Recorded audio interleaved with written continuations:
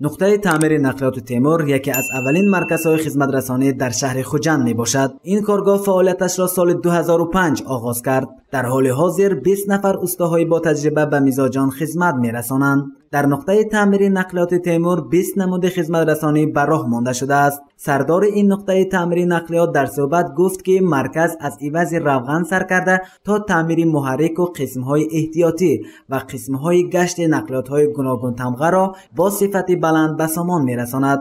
حاضر تقریبا سیت بوکسی یعنی سیت цехи تعمیر گشت محرک خدوای تقریبا 5 بوکس‌های تعمیر محرک است و اینچنین در کارخانه ما یعنی متخصصای پیشقدم کار فعالیت می‌برند.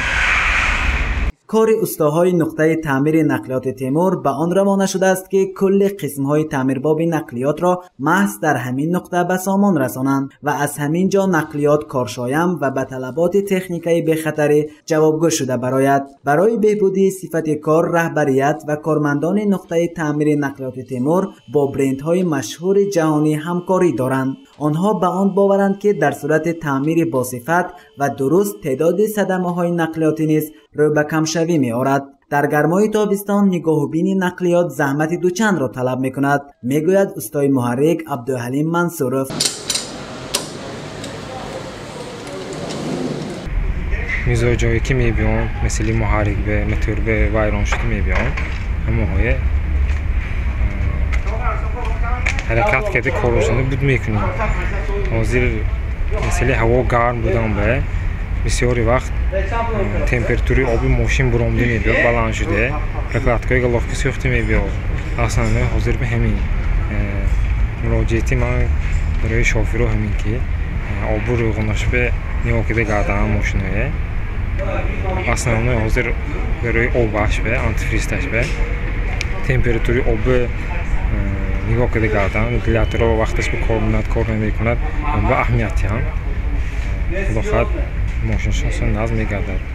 این نقطه با شرکت‌های خصوصی و دولتی از جمله با کوکاکولا، سایهون و غیره شرطنامه دارد و یگانه هدفش با صفت بلند انجام دادن خدمت رسانی می باشد. نقلیات بارکشانی شرکت‌های نامبرده محض در همین جا تعمیر می شوند. در آینده مرکز خدمت رسانی تیمور تصمیم دارد که دایره فعالیتش را با جلب کادرهای صاحب اختصاص وسیع‌تر نماید. از این رو مرکز با دانشجویان اختصاصی اتومبیلی دانشگاه پلی‌تکنیکی شهر خوجند همکاری میکند.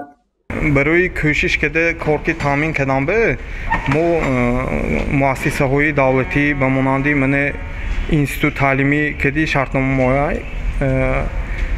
شرطنامه همکاری های برای طالب علمایی که همونجا تحصیل میبرند یعنی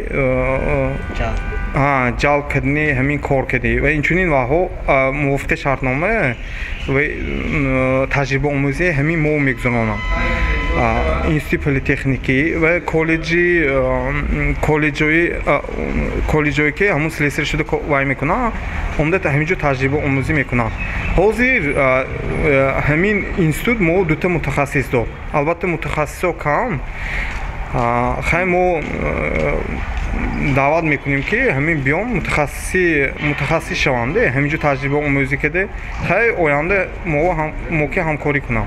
بنا به مشاهده و تحلیل های سردار نقطه تعمیر نقلیاتی اینام ناصرov اکثر نقلیات های ولایت کارخورده هستند و تعمیر سری وقتی و منتظمی آنها کفیل به خطری حرکت در راه شده می تواند. برای همین مرکز نیت دارد که با وسیع کردن دایره خدمت رسانی ها قبول بیشتر شهروندان را تامین نماید، زیرا نقلیات کارشایم و جوابگو به معیارهای معین شده کفیل به خطری راننده، پیاده گرد و دیگر نقلیات های در راه بوده است. گزارش فیض‌الله خان عابدov، نعیم جان ایوبov برای برنامه اطلاعاتی خبر.